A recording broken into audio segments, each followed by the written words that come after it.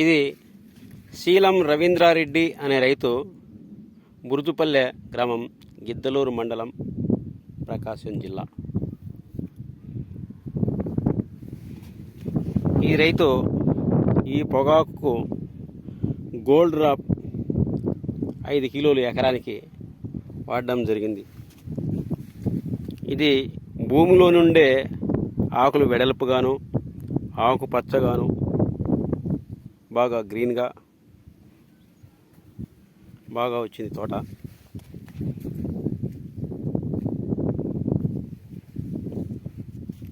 పొగాకులో gold drop వాడినప్పుడు చాలా అద్భుతంగా వస్తుంది.